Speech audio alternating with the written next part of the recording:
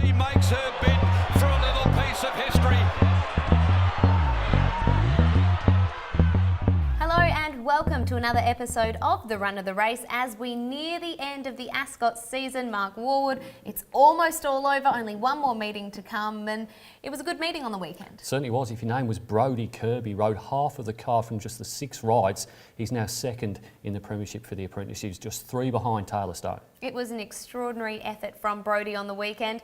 We can watch the first race and jump right in and find his winner straight away. Let's take a look at him winning on Mia Dolce. 50 over on the inside, Mia Dolce. She's going along quite well in front. Mia Dolce, well controlled by Kirby the speed. 3/4 now, a half a length on Specialism. A length and a half away on the inside to Pambella. Fandazzle fourth. Kendall's Impact feeling the pinch. Around it now 4 and 5 deep. Angel's Whisper. Rocky Path headed the remainder. The two fancies together, but now Mia Dolce opens up. Mia Dolce and now Kirby goes for home. Put 2 lengths on Specialism, who's got work to do. Mia Dolce with 150 left to go is clear of Specialism, who's not going to get to her, I fancy. Mia Dolce in front, Specialism diving, but Mia Dolce scrambled in.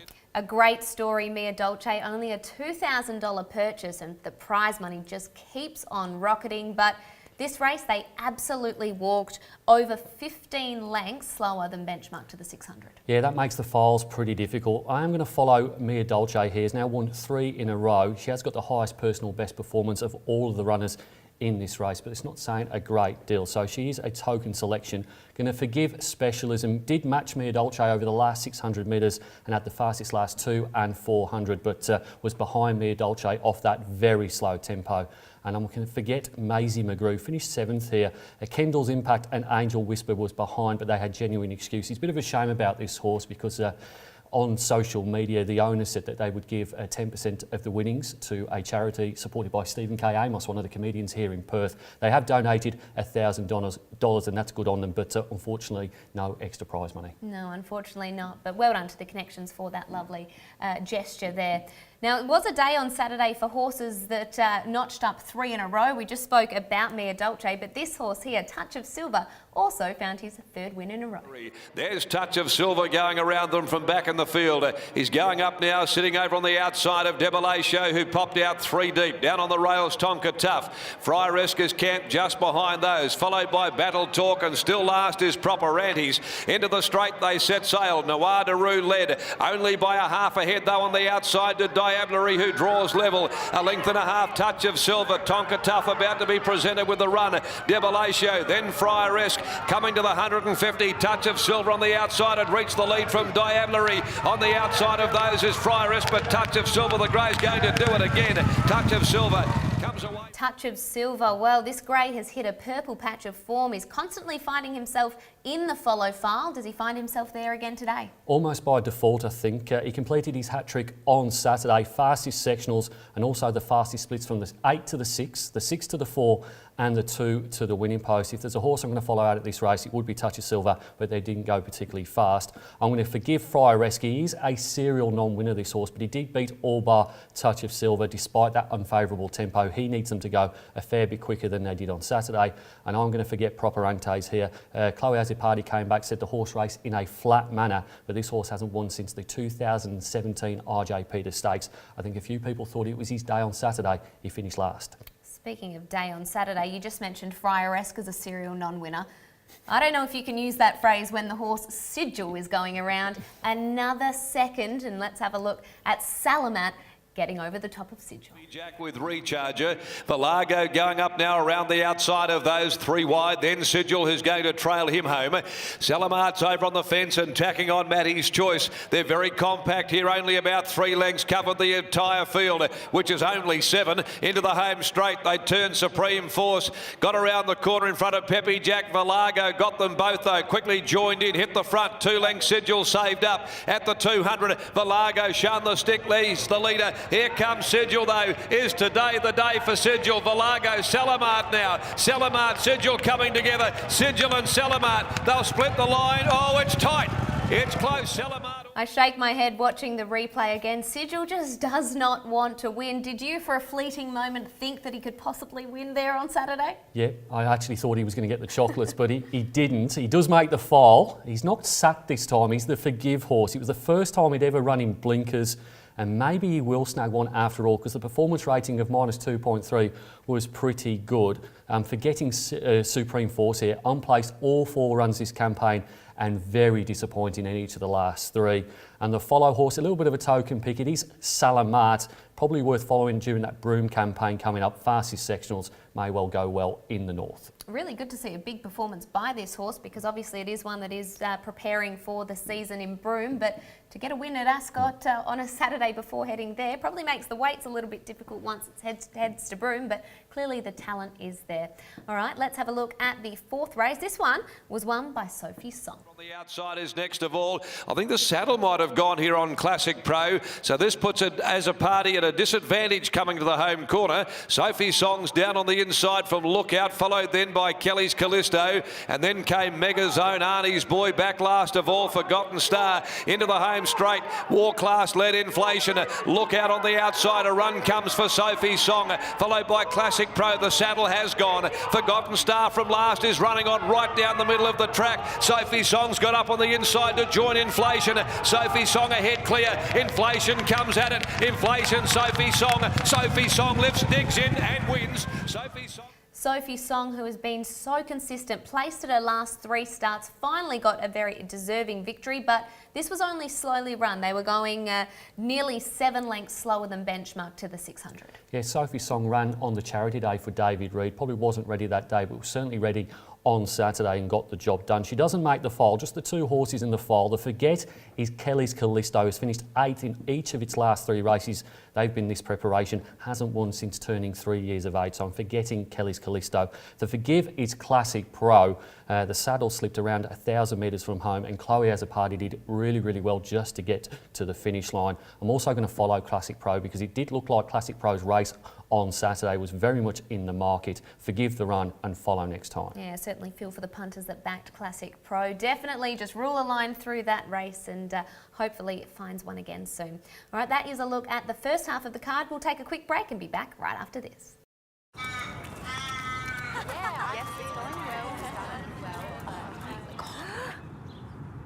Turning up for a picnic with chicken chunks? Ooh, orchies?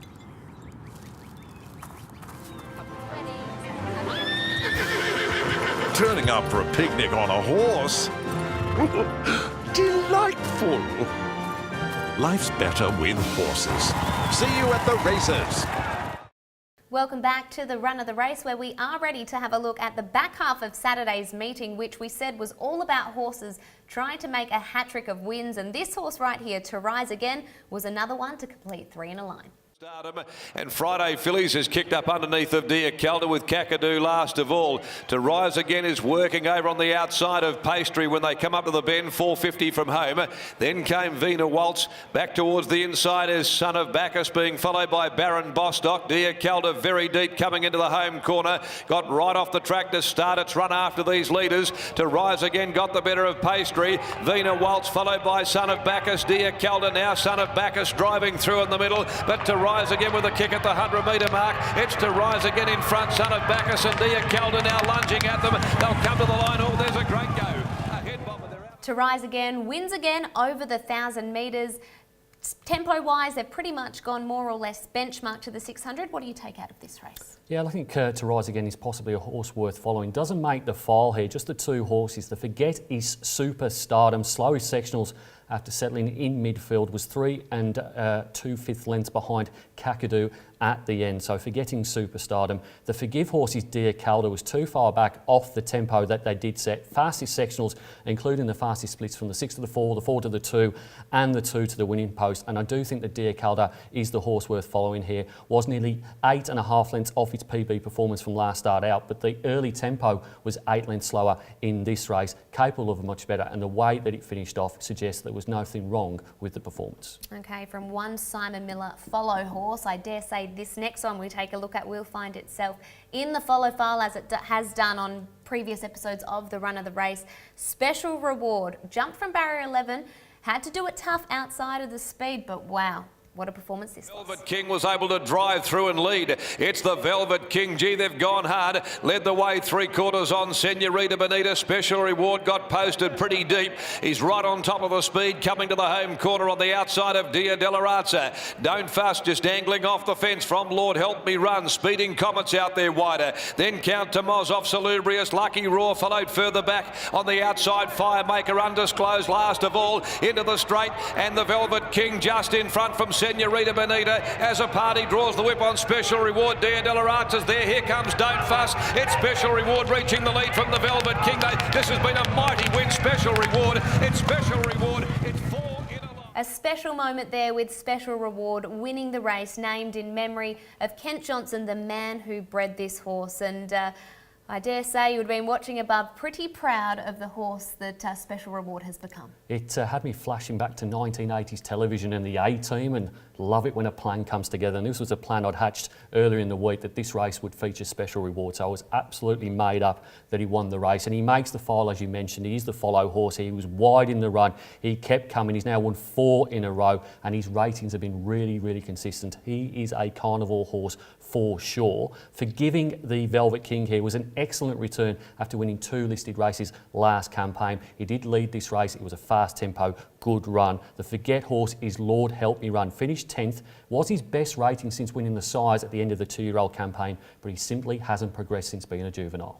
All right, that is a look at the race won by Special Reward. Let's take a look at the next race. This one was won by My Demi, but before we look at the replay, just want to cast your mind back to when we looked at the ratings of his last start, the race that was won by Valor Road. Now, on that occasion, you flagged that race as a good form race. They went 10 lengths quicker to the 600 than benchmark, and since then Valor Road has come out and won the Euclays at Morphettville. We saw Hoboken come out last Saturday and win, and now here's My Demi franking the form once again. Girth, then 2 lengths, another story working on the outside of Glasgow Girl. 4 Candles near the rail, Route 88 going up just in advance, but wide out from Chenery Red. Down on the inside, My Demi will need a bit of luck coming into the home corner from King's Authority, and She's Vital. At the top of the straight, Soitan Rapido levelled up to Just a Fluke. They've kicked away 2 clear from 4 Candles. Glasgow Girl, there's a run coming for My Demi down towards the inside. Further back, Route 88, Soitan Rapido hits the front from 4 Candles. My Demi switching back inside of heel. Soitan Rapido, 4 Candles. My Demi, she's starting to run on very well along the rail. My Demi got there in the nick of time. My Demi winning there and franking that form. It just goes to show that sometimes when you identify a good form race, it's really good just to follow those horses through. Yeah, fast run races are the key to, I think, good form references, and My Demi came out of one of those. I think it's the follow horse here. Was held up until the 150 in the race on Saturday, but still came home with the fastest sectionals and the splits as well, from the 6 to the 4 and the 2 to the winning post. The bar plates came off last time out. I think this is a horse worth following. Forgetting Just a Fluke, led what was a pretty good tempo, but hasn't won above Class 3 level and's been unplaced in all 7 attempts in these graduation handicaps. Forgiving King's Authority, a bit of a shame there for Rod Russell. He's one of the owners of this horse. Wide gate, ended up settling a long way back. Came home with the 2nd fastest sectionals. I do think there's probably a winning there for King's Authority somewhere. And the horse looks fantastic, I must say. So hopefully King's Authority can find himself in the winner's circle soon, hopefully with a bit of a better gate. Just had to get a little far back. All right, there was still one race to come on the day, and it was a staying contest to round out the day. And this one saw Brodie Kirby notch up his 4th winner of the day with the Michael Lane trained Beg to Differ. At the 600 now, they leave the Riverside. Freedom by Choice ridden along, trying to pinch a little break. Sonnen pushing up inside of the tiring Lady Trader. Off its back, going up there, Palace Rogue. Arctic Stream with its ears ridden off from Summer Sky, just biding its time behind those. Lennon Songs got right up near the rails, coming into the corner, followed by Beg to Differ. But going to the outside, Diplomat Express. Freedom by Choice down to the 250. A length and a half clear from Lennon Songs. Sonnen, Beg to Differ down near the rails, getting home hard for Kirby. Freedom by Choice, Beg to Differ, Diplomat Express. Beg to Differ driving up on the inside of Freedom by Choice, who kicks, but Beg to Differ's got it. Beg to Differ winning there, which would have been a nice thrill for Michael Lane, but I think the biggest thrill from the weekend would have come when son Damien was able to ride that Group 1 in Japan. So a good weekend all round for Michael Lane. Yeah, the Lane trainer had a big smile on his face in the Ascot mounting yard, and I don't think it was simply about Beg to Differ. I think it's the follow horse out of this race. He did beat Freedom of Choice, which was the leader, and he beat it with the fastest sectionals, including the fastest last 2 and 400. He is a stayer, I think, Beg to Differ, and I think 2,150 metres is his sweet spot. I'm going to forget Palace Road, was wide but had the second slowest last 200 and the third slowest last 400. Did win over this trip in 66 plus grade 12 months ago, but hasn't reproduced that any time since. The Forgive horse, I think this horse is probably very frustrating for punters. His name is Media Baron, was held up until the 150, came home with the second fastest sectionals. He did win the Geraldton Gold Cup last time out. There is probably another win in him there, but he is very hard to follow. All right, that is a look at the 8 races that were run and won on Saturday. Mark, when we look at the meeting overall, who's our best performer? Special Reward put them to the sword once again. His best overall and best class rating. This horse, we will be seeing him in November for sure here. He may well go towards the Winterbottom Stakes. He probably needs to elevate a couple of lengths, but I think the blinkers are going to go on, and this horse is very tractable, can go wide, can go forward. He's got it all, and he's certainly the best son of Demerit we've seen in WA. The fastest closing sectionals of the day, 200 metres was Specialism, but they absolutely walked in that race. And then 400 metres and 600 metres, Dia Calda, they went a bit harder. I think Dia Calda is horse to follow. Okay, mainly featured by the Simon Miller runners there in Dia Calda and Special Reward, but Specialism also finding his way into, or her way into, the last 200 metres sectionals. All right, we will take a break, and on the other side, it's all coming down to crunch time here. We are about to look at the tip star of the week. Arriving for a hot date on a moped. Disappointing.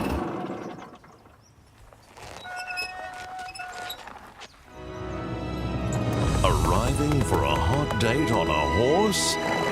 Fantastic! Life's better with horses. See you at the races. Welcome back to the run of the race, where we are looking at the tipping competition, and there's only one round to go, so today's results all important. Let's take a look at what you needed for the best possible score from Saturday. Nearly 2,500 points on offer on Saturday if you had the best possible picks, including Beg to Differ winning the last at over $17. You know, in the first race, if you had Fandazzle paid over $7 to play, so it was a bit of a moving day opportunity to catch the leader. Okay, and let's have a look at who our winner was. This name rings a bell, Mark. Amazing. We've had 18 rounds of this tipping competition, and Lance Hines, otherwise known as Hinesy, has won 2 of the last 3. When you've got about 300 people playing every week, that is a remarkable statistic. He came from the clouds. He had Beg to Differ in the last with his big bet. 2 rounds ago, he had Royal Strata with his big bet. So he's an absolute specialist in the last race of the day. He certainly is, but is it enough to find him in the top 8? No, he ranks number 20. He's a long way back overall. He's had a couple of good rounds, but it's Keatsy 11. David Keatsy still leads the way here, but his lead has narrowed significantly going into the final round. He's got about 500s ahead of Craig YT. Keatsy 11 has been in front since round number 7. It all comes down to this weekend, Roma Cup Day. I'm sure the boys there will be a little bit nervous, Keatsy trying to hold on to his lead and Craig trying to mow him down in the final strides, and it all comes down to this weekend. And Roma Cup promises to be an excellent day on the track, but before we get onto that, let's take a look at the last 3 editions, which have been dominated by Rock Magic.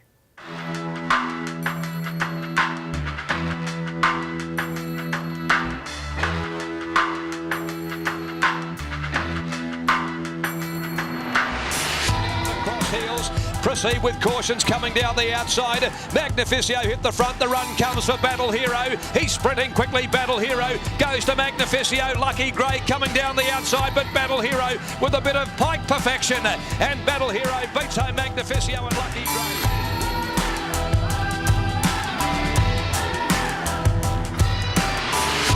In the straight, Kai Perinya kicks. Military Range sticks with her though. Durandell, and here comes Rock Magic now with his run. Kai Perinya is the leader. Rock Magic though, he's starting to gun them down quickly. Rock Magic races up. Battle Hero threads his way through, but Rock Magic's home in the Roma Cup in the Italian colours.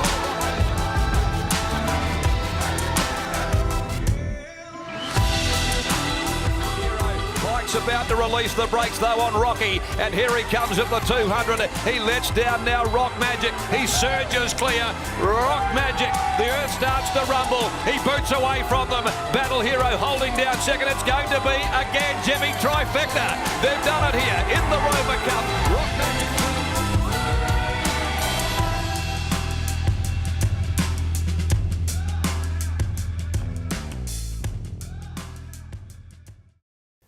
The last three editions of the Roma Cup there. I still remember the scenes in the mounting yard after Rock Magic won that first Roma Cup, and I dare say if he's able to do it this weekend, the scenes will be like something we haven't seen before. Yeah, 7 horses have won this race more than once, and Rock Magic, of course, is one of those, but no horse has won this 3 times. Of course, the Gun Jemmies trifected the race last year, which took the celebrations to another level. But Rock Magic, 9 years of age, if he wins a 3rd Roma Cup, wow. The mountain yard's just going to go off. It really will. It's definitely building up to be a bit of a match race between Galaxy Star and Rock Magic. I absolutely cannot wait. And Italian Day, it's always one of my favourite days on the calendar, mainly because of the Italian food that's on course. Yeah, lots of activations on course, including the food and lots of entertainment. It's also a special day for the football family. We've got Perth Glory in the A-League Grand Final on Sunday, and we'll have 3 people who were involved in the game in 1966.